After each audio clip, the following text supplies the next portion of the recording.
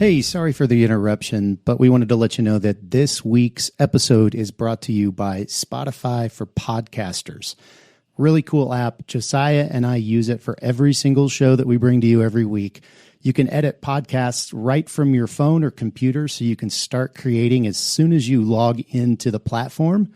You can easily distribute your podcasts to Spotify and everywhere else the podcasts are heard, just like we do every single week.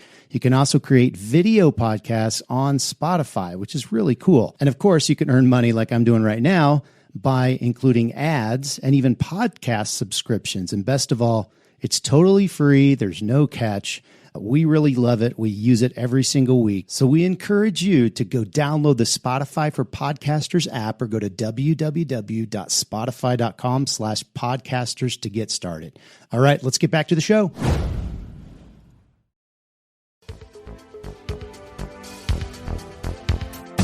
Radical! Welcome to this week's episode of the Print on Demand Cast. Each week, join the gnarly Travis and Josiah as they provide insight into the print on demand industry and equip you with the totally tubular tools, advice, and strategies you need to achieve success and hopefully have a few laughs along the way. Now on to this week's Totally Tubular show. Hey everybody, welcome to episode 105 of the Print on Demand Cast. I am Josiah, and with me as always is Travis. Gotta get that correct, the pointing. I know you.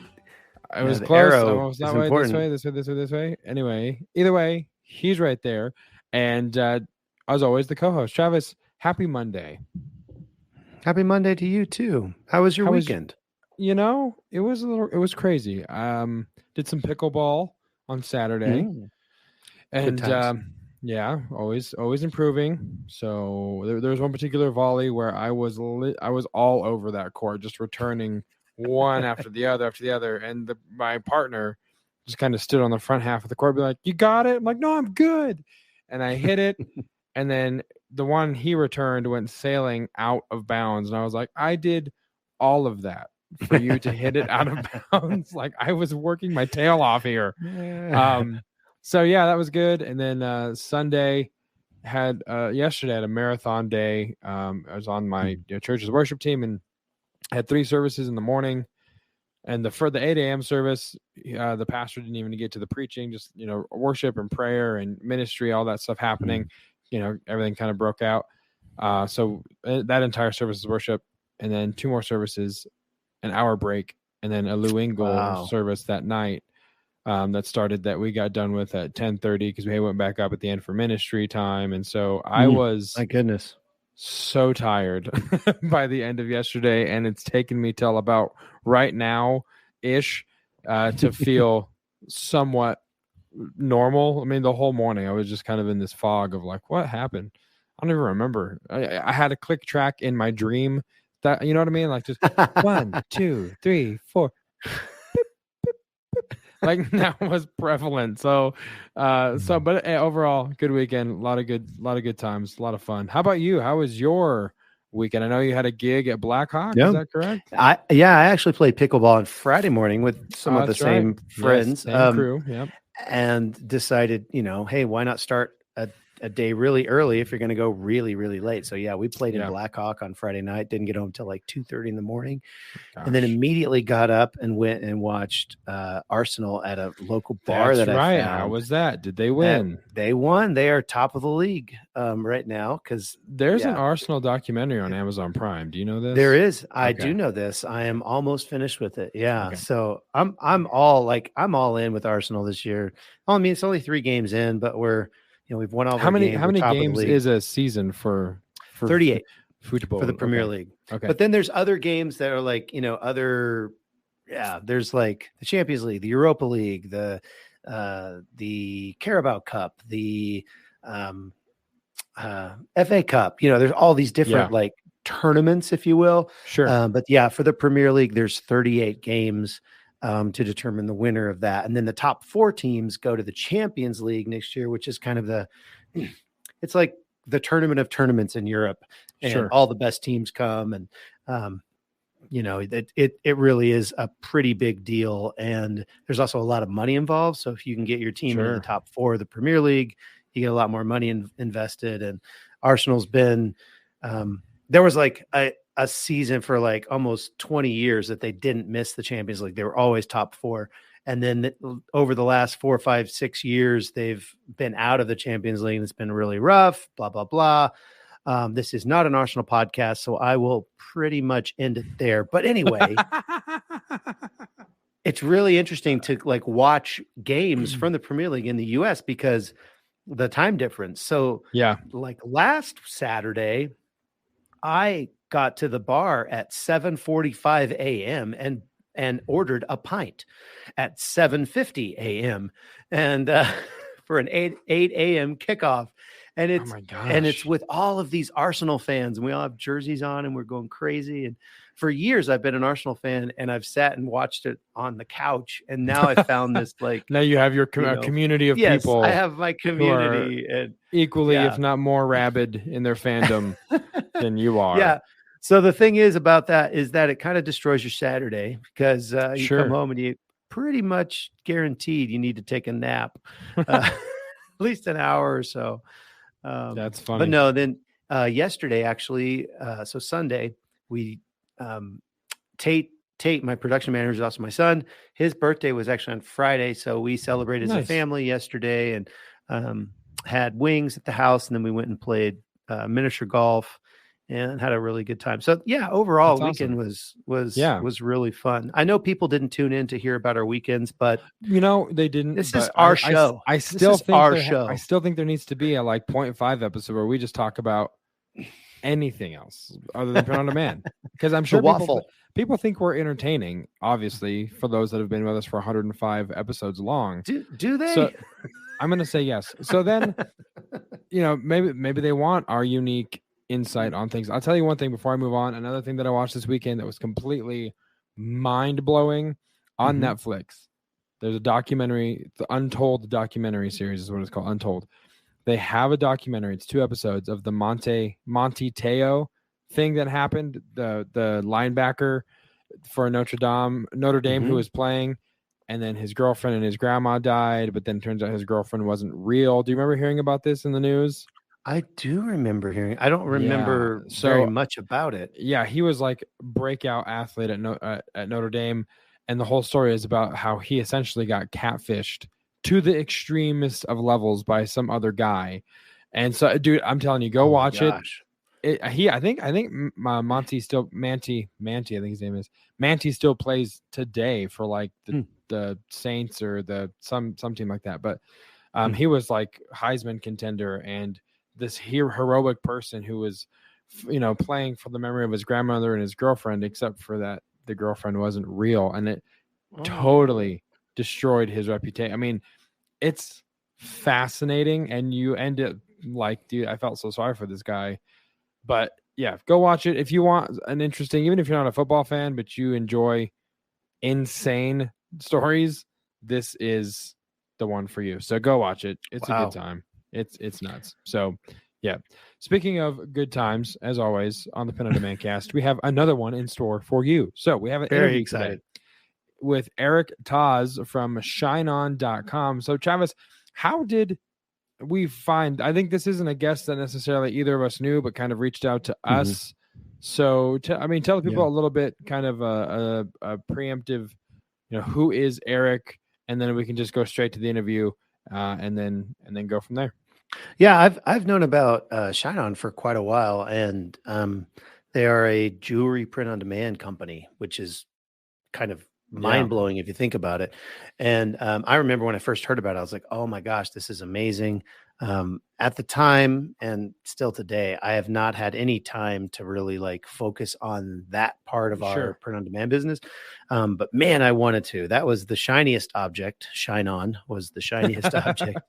And I really wanted to jump into that because I know the margins are just nuts. I mean, you can get a really nice piece of jewelry for, $12, $15, and you can sell it for $40 to $60. So, if you're doing like a Shopify print on demand store or Shopify dropship store, you have a lot of room to play with your Facebook ads or however you're going to, you can put a lot of money into advertising and still come out ahead when somebody buys, if you can keep your costs of your customer acquisition costs down.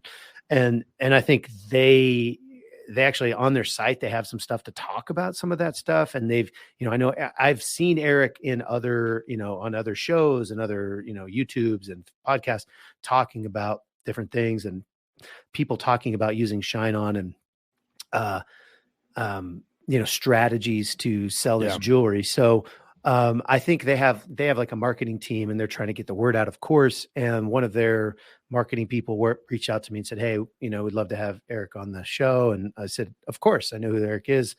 Would love to have him on the show. And I'm really glad we did. It's kind of a different spin on what we've talked about on this show. It's not necessarily something that, we talk a lot about, selling on Etsy or selling on Amazon. We do talk about selling on Shopify, but not near as much as probably the percentage of the market that's actually doing it and like winning with Facebook ads and all of those things. So it's really cool to have Eric on, from a perspective of something, it's just something fresh that our audience hasn't necessarily heard before. So really excited to get to chat with him. Yeah, it's going to be awesome. Like you said, there's a lot of unique perspectives and some really stellar advice, and tips that he kind of throws out here in the course of this interview. So I'm super excited for you guys to hear it. One thing I do want to mention right off the top, a moment of admonishment for me.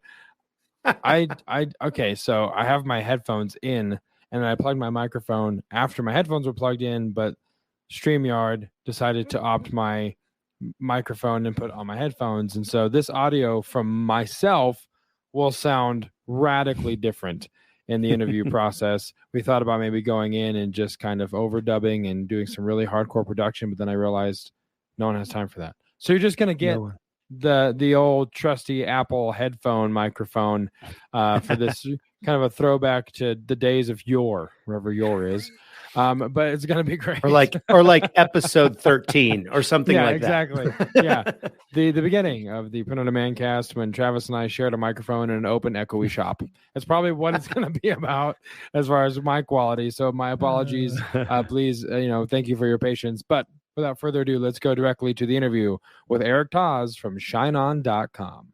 All right, Travis, for episode 105, we have another guest interview. I'm really excited about it. I felt like we went on a stretch there for a little bit where we didn't have as many interviews, but I love interviews because you get to chat with people who are actively, working in the industry, and this one is going to be no different. Our guest this episode is Eric Taz. Eric is the CEO and founder of ShineOn.com. ShineOn pioneered the print-on-demand handcrafted goods industry.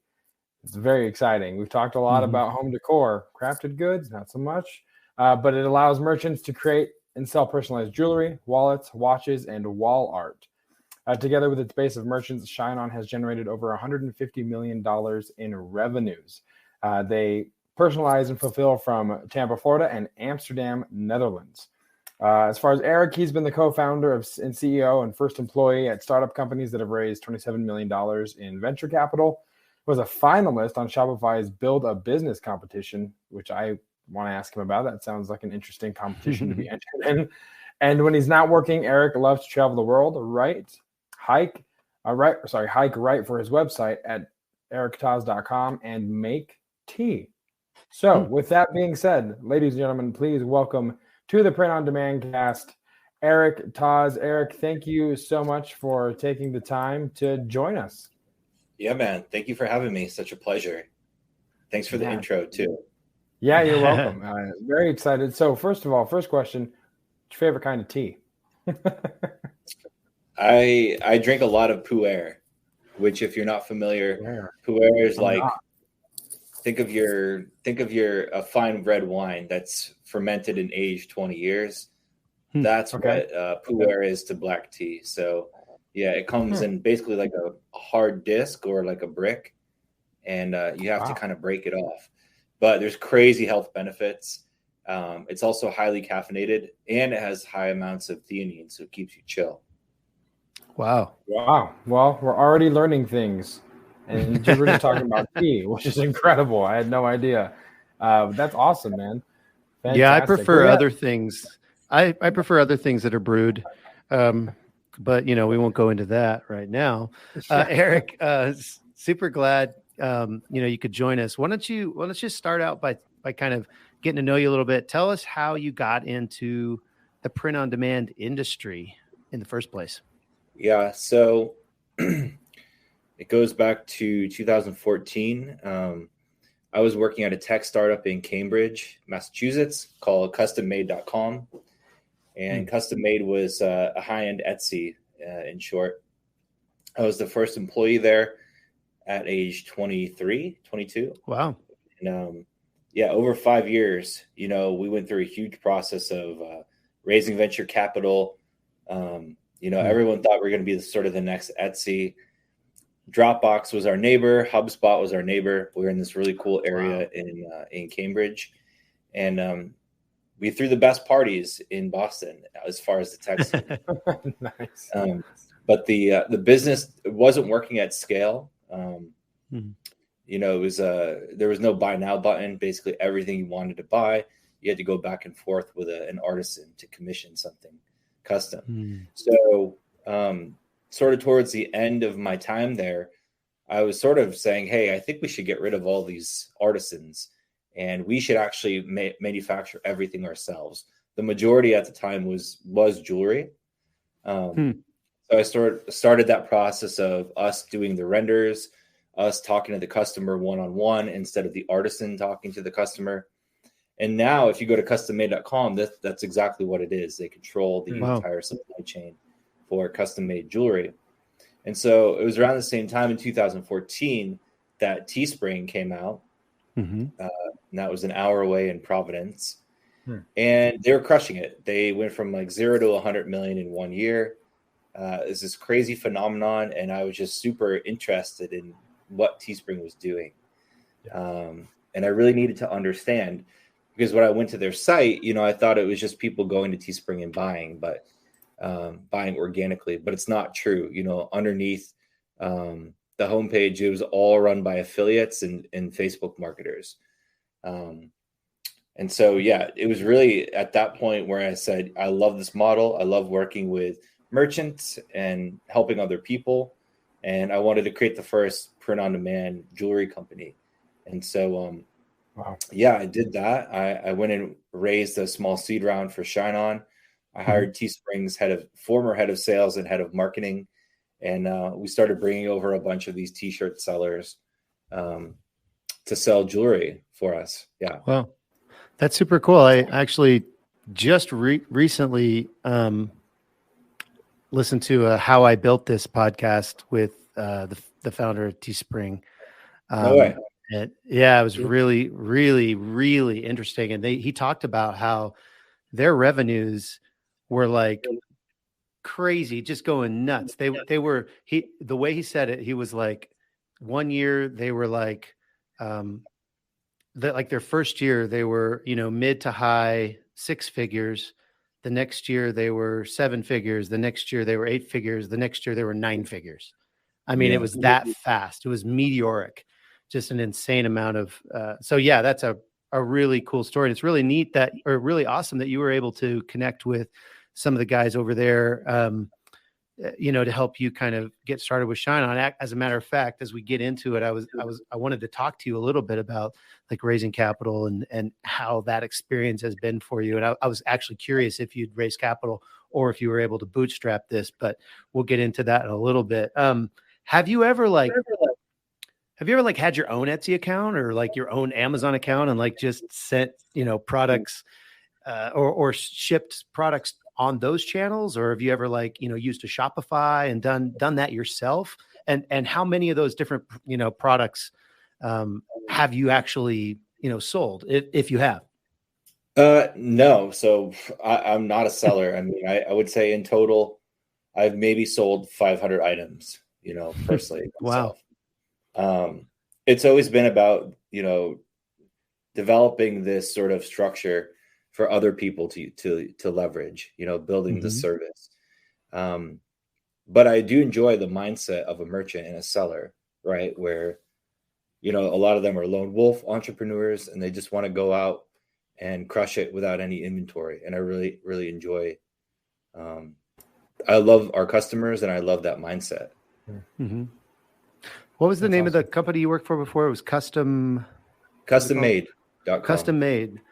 So I'm curious, like as you were building ShineOn, as you were kind of, mapping out the what ShineOn was going to be, I'm pretty confident that you were looking at like what you wanted ShineOn to be 5, 10, 20 years down the road as you were kind of building it from scratch or thinking it or, business planning it.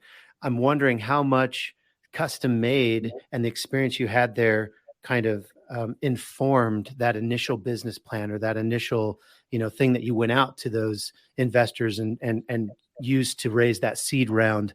I'm like, how much of that translated into ShineOn? Yeah. So let me see here. Well, the vision's never changed for me in starting ShineOn. It's always been, I want to create print-on-demand jewelry, a print-on-demand jewelry service. And literally, I've almost lost this business twice. At one point, I had to fire the entire staff, let go of the entire staff because we ran out of cash. But I always believed it could be something big. So, yeah, I think the vision hasn't changed. I think I've learned a lot over the years being like a green CEO at the beginning. Sure. The most important part of the growth, especially early on, hiring all those first employees, raising that initial seed round, was just pure salesmanship. For the first 2 years at Custom Made, I was calling these artisans, cold calling them and trying to get them onboarded the platform, pitching this concept of this could be something, this is already working for tons of people. You could really crush it on here. And basically making sales over the phone, for annual subscriptions. So those skills have helped me more than anything in my entrepreneurial journey.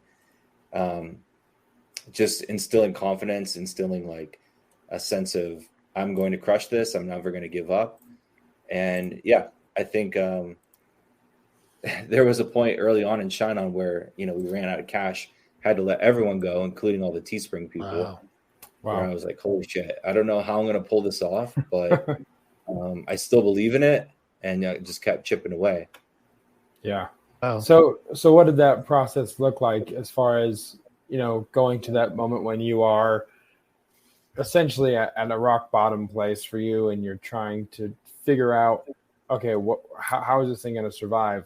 What were the steps you made that allowed you to rebuild to the point you are now? Well, the main reason why we were burning so much cash was a couple things. One, we didn't really understand margin. We didn't understand our margins well. It was all about top line revenue and just continuing to hit benchmark top line revenue to, quote unquote, get to the next round of funding. Nice. And I'm actually a 2-time VC refugee between Custom Made and ShineOn. And that's awesome. I'm never gonna go back to that route again. It's a drug. You get all this free cash, and you're like, you're only just trying to impress people and grow your top line numbers, but you could have a really shitty business underneath. And so that's what we did. We were actually V1 of ShineOn was it was all 3D printing. So basically, you would submit what you wanted, give us like a sketch, and we would actually create a 3D model for you with a render, and you would actually sell the render. And so you would publish the render to your page. People would buy that. We gave really nice little spinning videos and stuff like that. And then we would export those orders and send them to a partner factory in Bangkok. And the quality was super good. Same people that make, David Yurman's jewelry were making ShineOn's jewelry.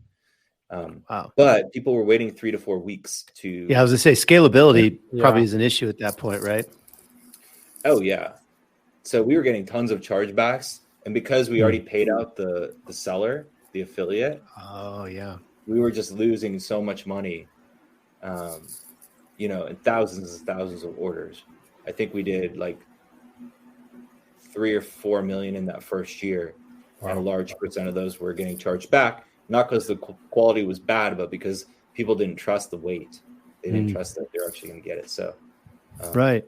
When we started to turn, version, 1.5 of the company was, we're going to control the entire supply chain, and we're not going to be relying on other people producing, and we're going to do everything ourselves. So we made, my CTO and I, who were the only people left, we were like, we really need to do our own production. And so we restarted in a garage in 2017, 1,000 square foot garage in New Jersey.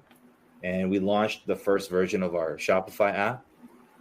And that was a very basic print on demand dog tag. That was our first product. And that worked super well that first Christmas. And we saw some light at the end of the tunnel there. Yeah. So is it a sublimation product or a laser product for the dog tag? The dog tag was a sublimation product. It was like just a UV ink directly on the metal. But there was no like cabochon. There was no paper insert. So we print directly on the metal, and then we actually would seal it with a glass resin kind of compound that we worked with the company on and had to figure out. And then we still make this product here, but we actually bake it in ovens, and then it seals it watertight. It's a very nice product. That's awesome. So you mentioned version 1 was kind of outsourcing the production. Version 1.5 was like controlling that supply chain. Yeah. Do you still feel like you're in version 1.5? Is there a version 2.0 coming out, or where are you now in that process? No, I mean, we, back then we were doing 2017, we were only doing 7-8 million a year in sales, and now we're doing close to 70 million a year in sales. And no, I think the biggest change has been just the quality of the employees that we have, the leadership team, the C-suite, if you will, and the community, the sales community. So the thing is sort of growing on its own now, almost pure organically. We've actually never spent money acquiring merchants. We've never paid to acquire merchants ever. All the growth has been through word of mouth, and it's kind of like a little snowball effect. We have 33,000 people in our Facebook group now. And I think we've just done such a good job of focusing on the quality of the product and the shipping time and the service that everyone's just telling their friends about us. Yeah. That's awesome. Yeah, if you go to the front page of your website, it says, you've sold nearly $160 million in products. When I saw that, I was thinking about Teespring, and I was curious as to what the breakdown of that is. Like how many, what's the last 12 months prior to that? In other words, how fast have you guys been growing? So it's been 100 million in the last 2 years. Wow. So it was like 63 million last year, 39 million the year before that. So the majority of that's been in the last 3 years, really. So you mentioned, obviously you said you had the seed round. Have you ever done any more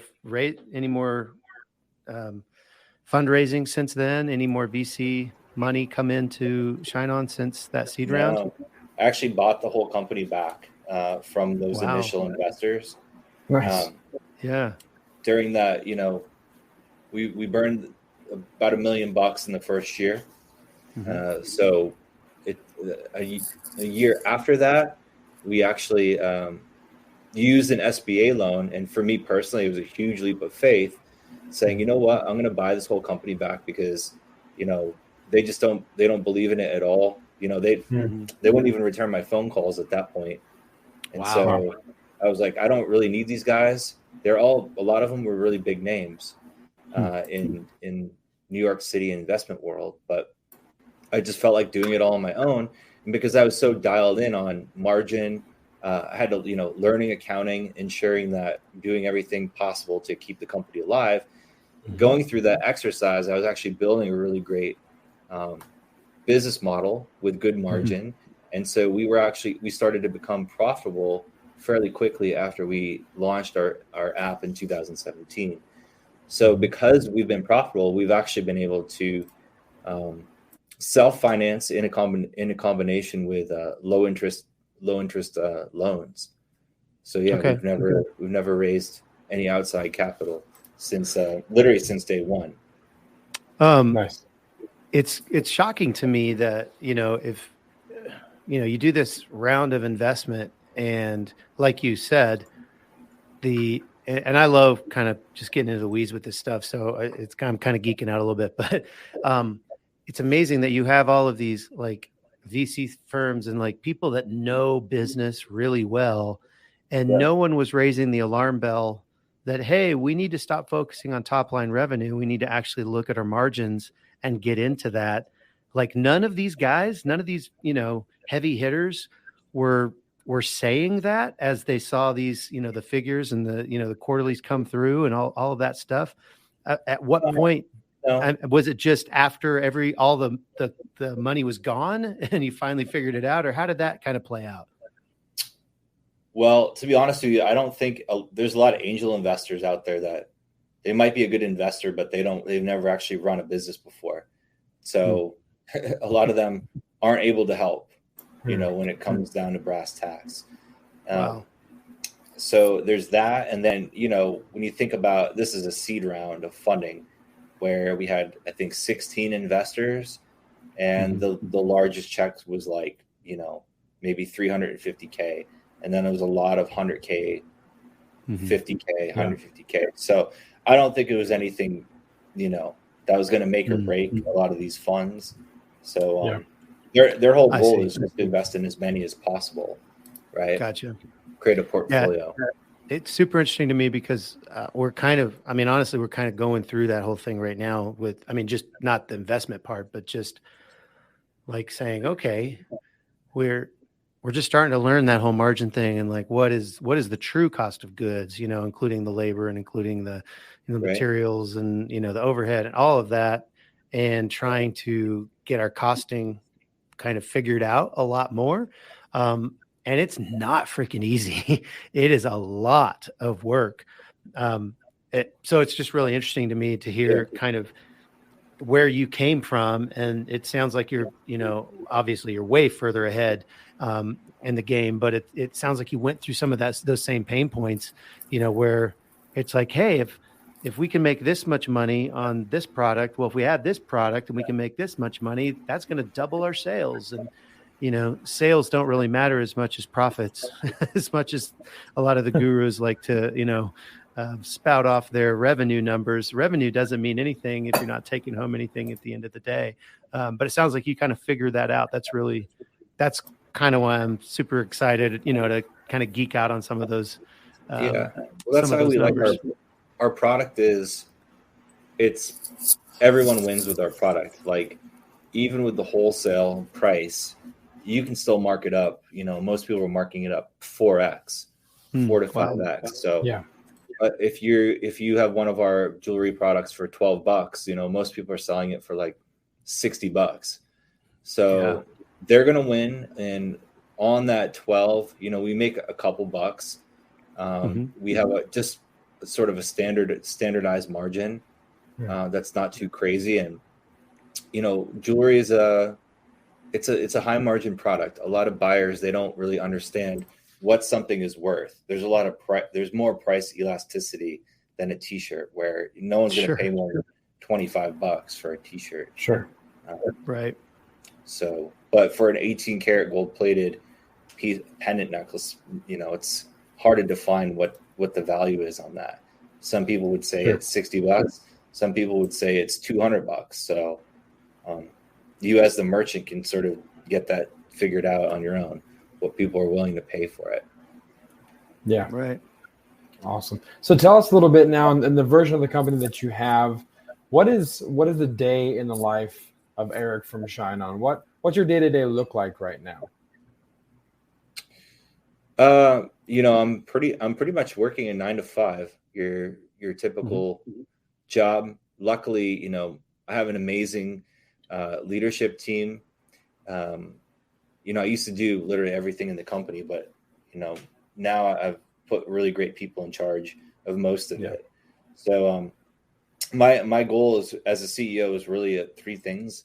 In my opinion, it's set the vision, ensure that there's enough money in the bank to execute, and to recruit the right talent to execute. And that's pretty much it. So my direct reports, I only have 4 or 5 direct reports. So, but yeah, my morning, as far as a wake up routine goes, I have an hour routine where I will, let's see, what do I do? I'll drink some electrolyte water. I will go put some tea on, make pu'er tea.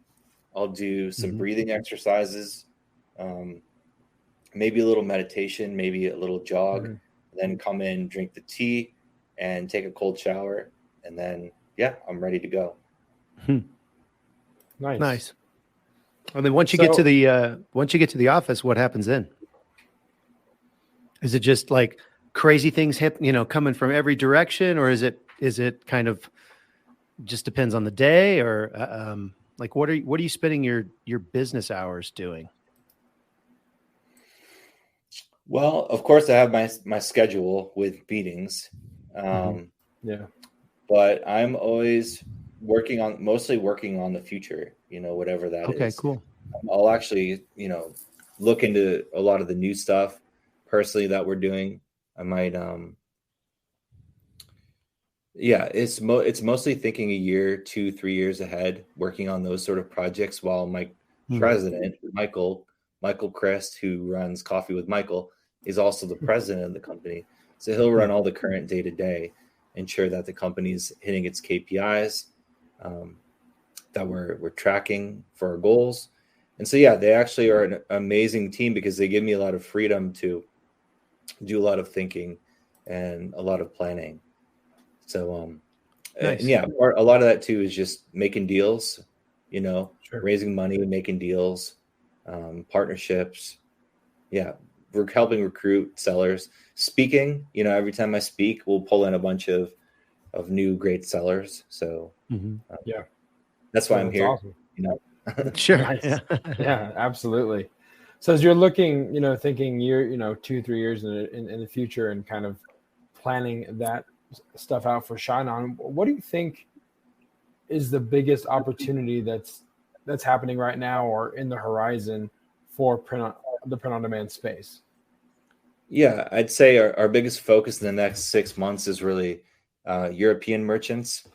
Nobody's really selling the product that we have in Europe right now. And we're seeing a lot of growth in cash on delivery in countries like Poland and Romania and Portugal. So we're actually doing quite a bit of tech work integrating with cash on delivery APIs. And so, we're really, really bullish on that. And then, I'd say maybe next year go into Australia, maybe in a couple years go into Brazil. So I'm doing work on those places as well. I'm really excited about Brazil. I think it's really hard to get into if you're not Brazilian. They put so many barriers to entry up. It's crazy. But for my friends in the industry, a lot of them are getting $2 CPAs. Wow. Yeah. Oh my gosh. That's awesome. So that's amazing. You can make a lot of money. Yeah. With anything, pretty much. Yeah, and exactly. They're crazy heavy social media users in Brazil. That's good. That's really cool. So, like, kind of backing up and looking at the print on demand industry as a whole, do you have any generic tips for some of our listeners? Is there, maybe even just getting started or trying to grow their business even further? As it comes to kind of the whole print on demand industry, what are some of your tips for them? Yeah, I would say if you're thinking about what niche do you want to do? I would make a family gift store. And I say focus on family because a couple of reasons. One, 95% of people have at least one family member. So your addressable audience is pretty much everybody.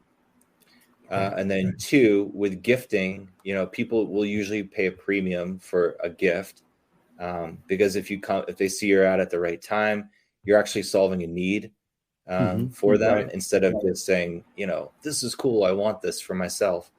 Right. So there's that. And then within family, there's like 100 sub niches. Yeah. Like mom to husband to wife, mom to daughter, dad to son, grandparents to grandkids. That's a huge one. Stepsisters is a huge one, at least for jewelry. So family gift store for sure. Nice. That's super cool. Yeah, that's a great idea. So as we, I think we all know in most industries, especially print on demand, calendar year is pretty much, December to December. Q4 is the highest, or no, I shouldn't say December, just Q4 in general, is the highest, most busiest time of the year. So as we approach those biggest selling months, it's just around the corner. And what tips do you have for our listeners to maximize profits during this time? You did say people will pay a premium for a gift, which is something that we've talked about on this show, as far as like adjust your price for Q4, because people are willing to pay a little more for a gift, especially if it's last minute and you have it there and they want to get it and send it.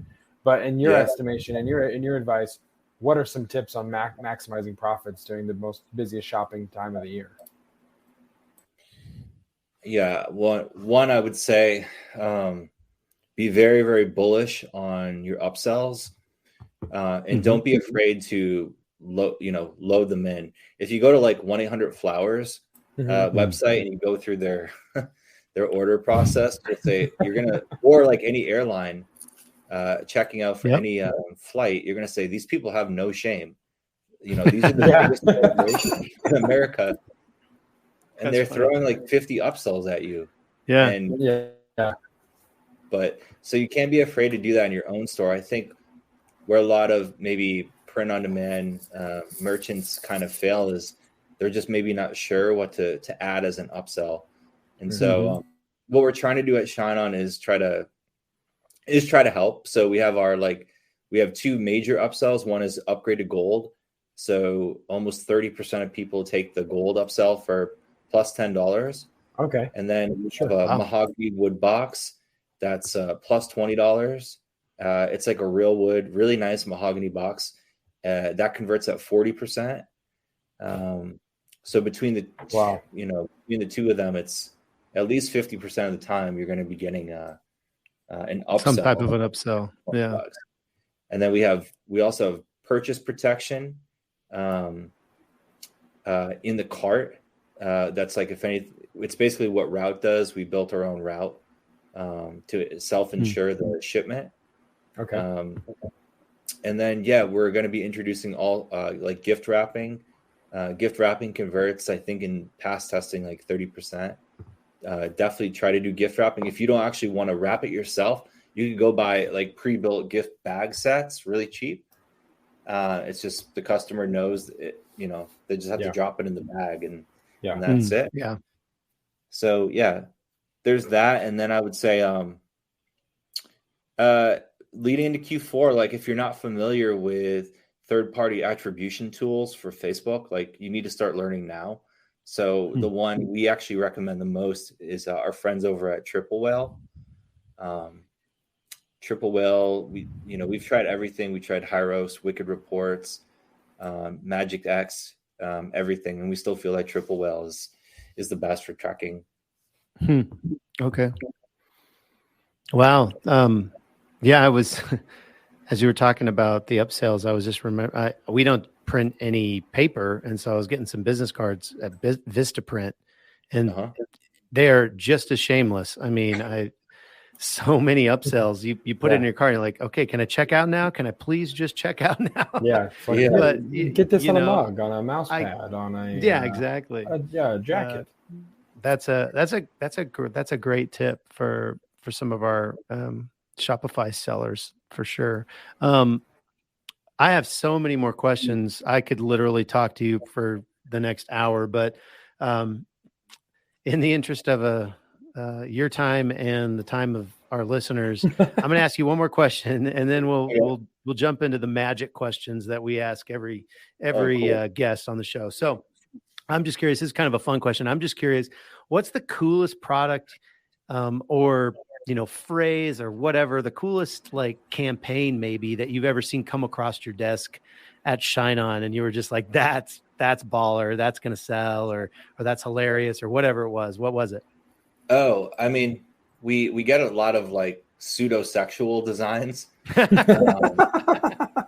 especially for the like boyfriend and girlfriend niche. Yeah. So one that really took off a couple years ago was basically like a male deer. Like this was on a message card, right? Which is this is our core product. It's basically a Hallmark card in a jewelry box with a necklace inside of it. And on the card were two deer. There's like a male deer, and it was mounting this female deer, and it said like something like, I've seen a lot of racks in my life, but like, yours is the finest I've ever seen, or something. And the thing was just selling like crazy to the hunting community. No, that is so funny. That's great. Well, all right. So we'll go to the magic questions, but we do have another segment that we should do first, Travis. That we you're right. You're top right. of the show, and that's everyone's favorite segment, the weekly dad joke. Time for the weekly dad joke. All right. So, as always, we ask our guests on the spot before recording, not like right now. Eric knew this was coming, but he didn't before he got on the show. To bring their dad joke to the table as well. So, Eric, you're the guest, sir. Take it away. Dad joke of the day is I'm leaving my job at the chemical factory. It's a toxic workplace. Nice. I like it. Very good. Very good. All right. And the one from the Print on Demand cast, folks, here is, I was once attacked by a whole bunch of mimes, and they did unspeakable things to me. All right. The dad jokes. I like that one. That's a good one. Ear. That's funny. I do like that one.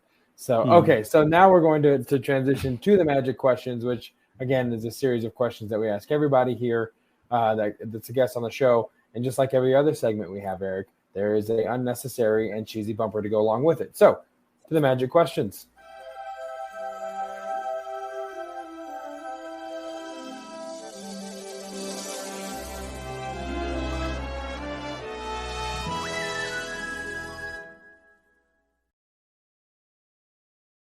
I am always amazed that we've not gotten content or copyright struck for that particular bumper.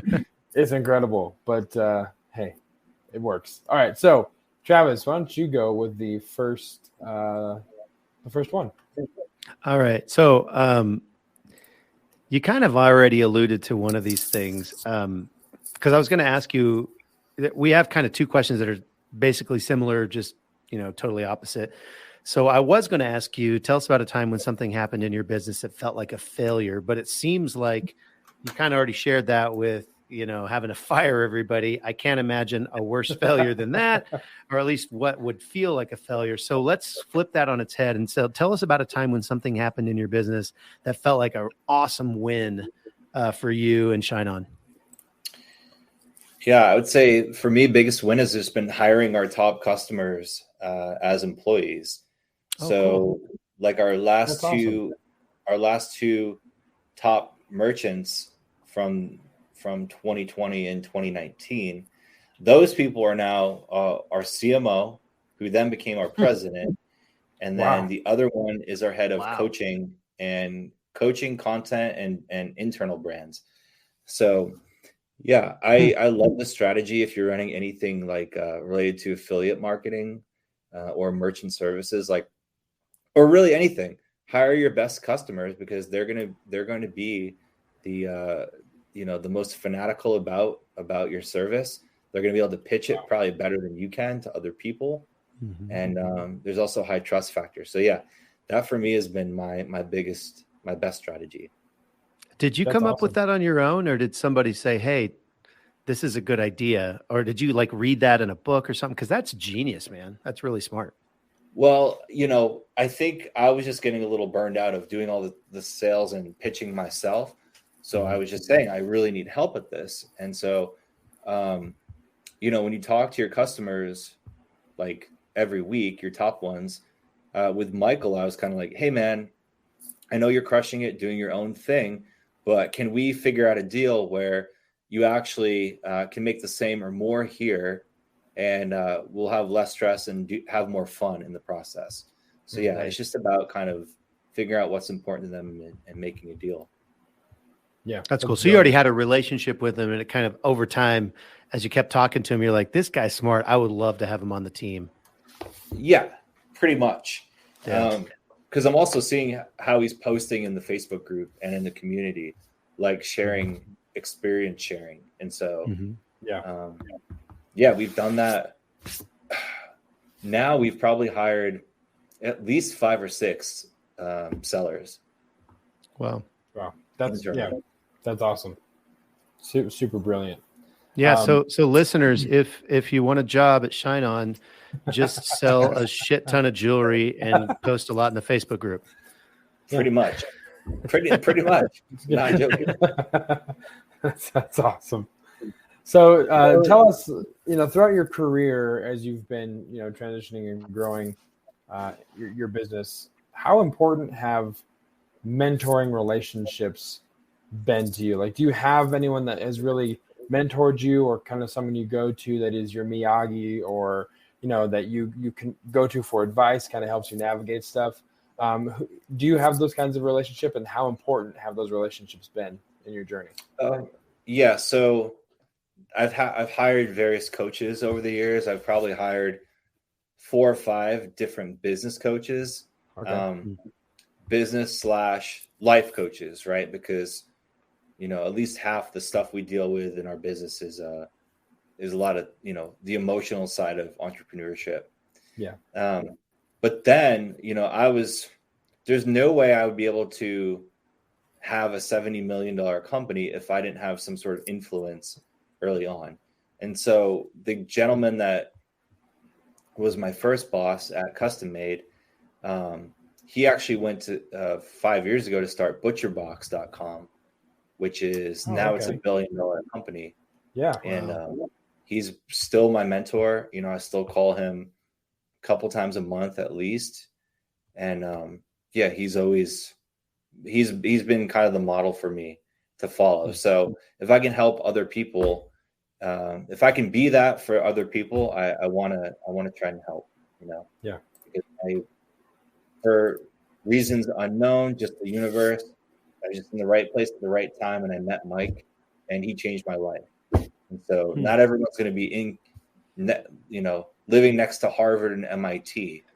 So it's like, if we can inspire others through this way, that's good. That's awesome. Nice. All right, Travis, take the last one. All right. Our listeners know what this one's going to be. So put your turban on and let's peer into your crystal ball, and then tell us, what do you think the future of like global print on demand is? Where do you see it going in the next 5, 10, 20 years? Print on demand is a global industry. Well, the space is super hot right now. E-commerce 360 just did a report on this. So it's not even my feeling. It's like the data. But they're estimating that in the next 5 years, it's going to grow annually at a compound annual growth rate of 36%, the industry as a whole. Wow. You can also find huge investments in Printful and Gelato in the last year. Yep. Gelato was like 200. We reported on that too. Yeah, it's crazy. We've we've shared some of those numbers on the show. It's just absolutely insane how much money is being poured into this space right now. Yeah, it's a great space. I mean, it really follows on the heels of Shopify, right? So,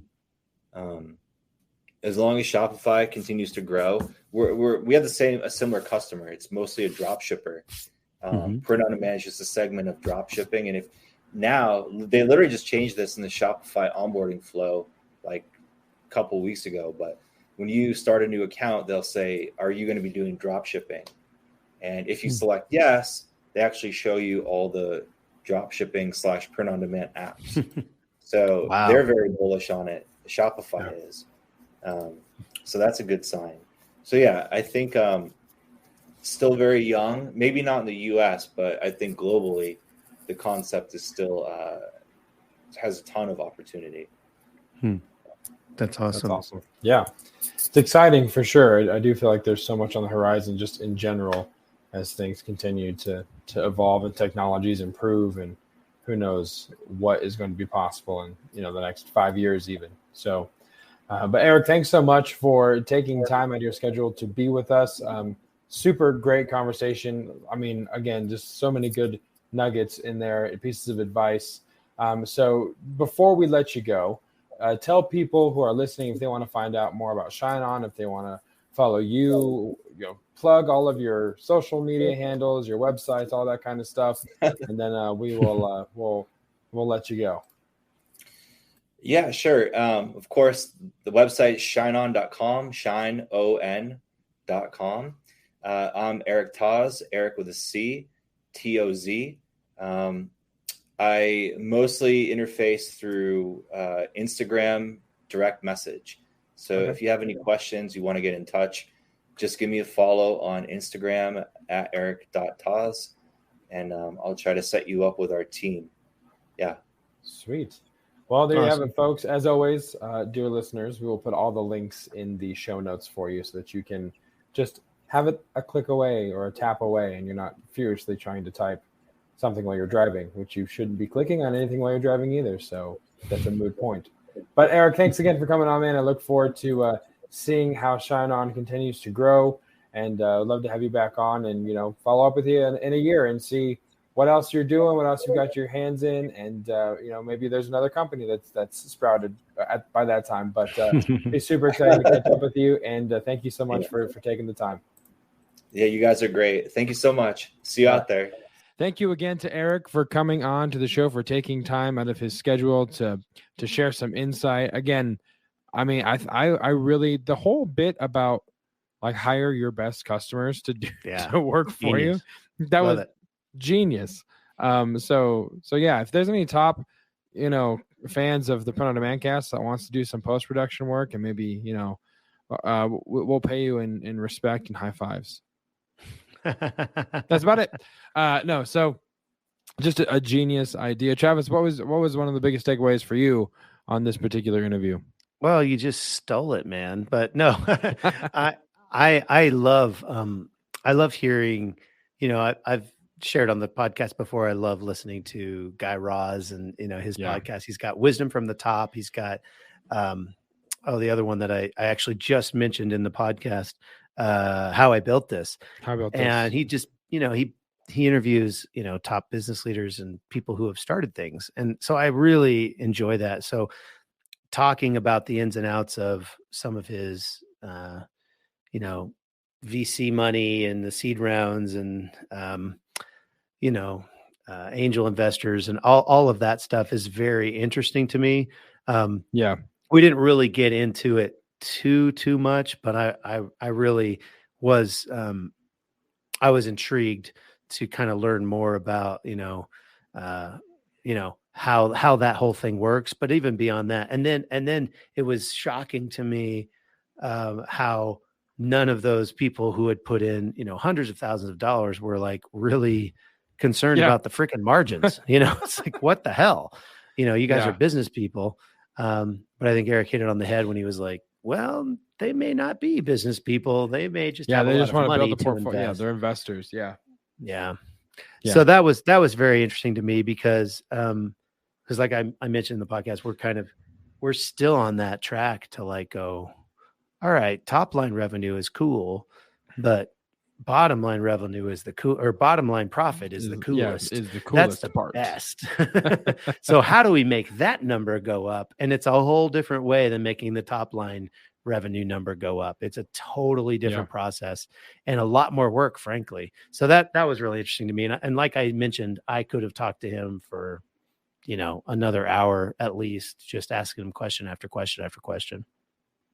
Yeah, it was great. And, again, like I said, look forward to maybe catching up with him, in a year or so, see where things are at, see what cookie jars his hands are in now. I feel like he's the kind of guy that always is. Oh, like you said, he's always thinking 3 years in the future. That's kind of his job. I also thought it was interesting because he spoke a lot, not directly even, but in an very indirect way. He really talked and spoke to the importance of empowering people to do jobs in your business so that you can work on it instead of in it. He mentioned a lot of times his leadership team, hiring the right people, getting the right talent. The president takes care of the day-to-day and they free his time to do other things. So we've talked a lot about that through the course of this show, about wanting to get to that point where you're not always having to be in the day-to-day, but you're allowed to work on it almost from an outside in perspective and kind of grow it that way. So that's another really cool thing, whether he, like I said, didn't really just come out and say it, but it's an important aspect, I think, that's lent itself to the success of ShineOn.com. Yeah. So. Yeah. It's really, really exciting to see where he's taken that thing. Cause it's a unique, it's a unique product. It's not something that, print on demand has seen really, but it goes to show where the future of print on demand is going. If he can start this in 2017, what's the future? Well, it's pretty much anything you can think of at this point. It was really cool getting to actually talk to him and hearing kind of the story and the ins and outs of what's gone on. And I'll just say, guys, if I do know that there are people that are selling this stuff on Amazon, on Etsy, all these things, and you could probably go and look for jewelry and you'll see kind of their some of their mock-ups, which include that title card that he was talking about. Or I don't know if he called it a title card, but it's basically a box with a cool card that's printed, that's customizable, that you can put anything you want on. And then there's the piece of jewelry that goes along with it. And so it's very interesting because the gift isn't so much the jewelry. The gift is the jewelry, but the customizable part, or the part that like really pulls on the heartstrings, is really that title card, which is a piece of paper. It's not rocket science, but it really works. A lot of people are making a lot of money with these ShineOn products. And so I would encourage you, if you do have a Shopify site, to check that out. There's probably some other ways that you can get some of that stuff, created, even manually, if you do want to, try to sell it on Amazon. And there's some integrations. I know Gear Bubble has some integrations with some of the ShineOn stuff. There's probably others, but and if you do have any questions about how to utilize ShineOn, please go to the Facebook group, facebook.com/printondemandcast. And if nobody in the audience has, an actual answer for your question, I'm happy to send it to Eric and see what he thinks, or, and he can maybe answer some of the harder questions. But yeah, it's a great product. And there's a ton of great opportunity. Like he was mentioning towards the end there, for our listeners to have really, really strong margins for a really beautiful product, Yep. 100%. So, this might be one you want to go back and listen to twice, just to make sure you're getting all the nuggets that are in here. Lots of great advice. And thanks again to Eric to coming on to the show. So, and thank you guys, as always, for listening as you have this entire time. If you're new to the show, thank you for the download. Thank you for pressing play. Thank you for pressing the follow button or subscribe button or whatever you did to get this in your podcast feed. Thank you so much for doing so. We encourage you. We've got so much in the archives. It's so many things. So avail yourself of that as well. And if you're new to the show and you haven't joined the Facebook group yet, Travis just talked about it, printondemandcast.com/Facebook. Even if you aren't new to the show and you haven't yet already subscribed or joined the Facebook group, do so. That's where you can join the conversation, join the community, join the fun, post a dad joke, ask questions. A lot of our guests that have been on the show are a member of our Facebook group. So you can just tag them in a question and then they can reach out to you, or we can pass on the information if they're not in the group for whatever reason. But that is the best way to interact with us directly. If you don't like Facebook, we understand. You can email us as well at info@printondemandcast.com and send us your dad jokes or your questions for whatever guest or for ourselves. If you have a topic, something, a point of interest, send us a point of interest, something you think is interesting that you're seeing in the news or on the horizon, print on demand, on the print on demand industry wise. Please send us that as well. And wherever you listen to podcasts, the PODcast is there for you. So Spotify, Stitcher, Apple, Anchor, we're everywhere. So whatever your favorite platform is, we are there for you. And if you're listening on iTunes, feel free to leave us a review. Let us know what you're loving about the show. Let us know your favorite dad joke, submit a dad joke, whatever you put in that little box. Let us know. We'll shout you out on the show. And because we definitely appreciate you helping the algorithm and helping us get in front of those that need this information as well. So with that being said, Travis, anything else before we wrap this one up? I don't think so. I just think, like I said at the beginning, go Arsenal. We're top of the league. I think that's about it. All right. Go Arsenal. And we'll see you next week right here on the Print on Demand Cast. See ya. Hey, babe. Thanks for listening to this week's episode of the Print on Demand Cast. We hope you enjoyed the Totally Tubular Show. If you got a question or a suggestion for the show, send Travis and Josiah an email at info@printondemandcast.com. Want to be wicked nice? Take a minute to rate and review the show on iTunes or wherever you get your podcasts. And don't forget to subscribe now so you don't miss next week's episode. See you next time, for sure.